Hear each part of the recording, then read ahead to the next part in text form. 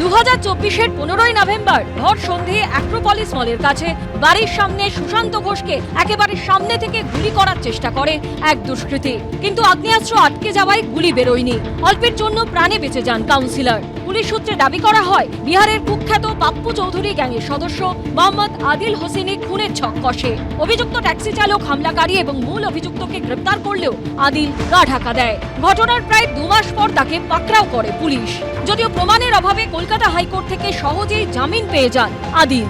এটা আমার পক্ষে জানা অত্যন্ত জরুরি যে ঘটনাটা ঘটেছিল সেটা আমার মশারির ভেতরই হয়েছিল না বাড়ির ঘরের বাইরে হয়েছিল, এটা জানাটা আমার খুব জরুরি। ভোটে হারার 1 মাসও পেরোয়নি, তার মধ্যে কার্যত ছন্ন ছাড়া গোটা দল। অর্ণব মুখোপাধ্যায়ের রিপোর্ট, এবিপি আনন্দ। আমরা ভয়েতে থাকতাম, একসঙ্গে এরকম করে কথা বলতে পারতাম না।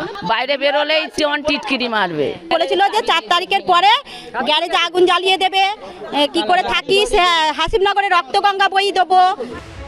ভোটে চুরমার হয়ে গেছে অভিষেক বন্দ্যোপাধ্যায় ডায়মন্ড হারবার মডেল। স্বঘোষিত পুষ্পা জাহাঙ্গীর খান সেই যে ভোটের ময়দান থেকে পিত্তান দিয়েছেন, তারপর থেকে তিনি কার্যত ভ্যানিশ।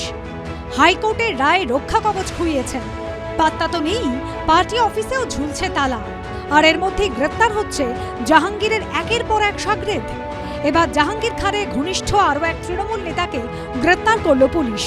পুলিশের জালে বঙ্গনগর 2 নম্বর গ্রাম পঞ্চায়েতের প্রধান ইসরাফিল চকদার।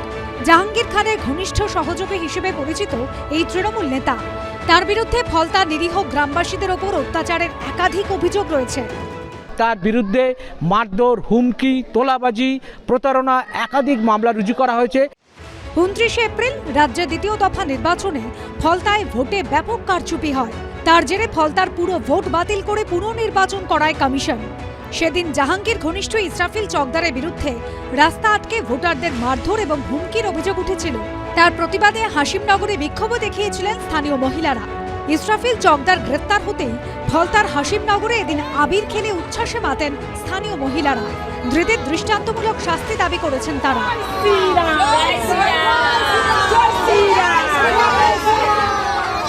যে কাণ্ড, আজিকর কাণ্ডের জন্য আমরা এখান থেকে একটা মিছিল বার করেছিলাম। সবাই আমরা যারা মেয়েরা গিয়েছিলাম, সবাই আমাদের ওপরে সব টার্গেট হয়েছিল, আমাদের এসে বাড়ি বাড়ি ঠেট দিয়ে গেছে।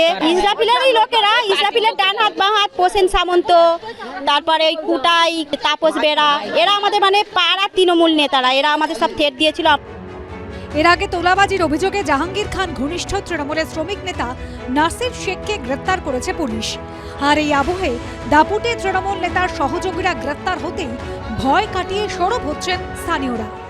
আমাদের উপরে চাপ থাকতো, প্রেসার থাকতো, নাহলে আমাদের মাইক দোকান আছে, মাইক দোকান ভেঙে দেবে, এইরকম হুমকি। আবার আমার ছেলে এখনো খেটেছে, তাও পয়সা আমাদের পাইনি। আমরা খুব খুশি, খুব খুশি। উনি গ্রেপ্তার হয়েছে, আমরা খুব খুশি হয়েছি, আমরা গ্রামবাসীরা খুবই খুশি।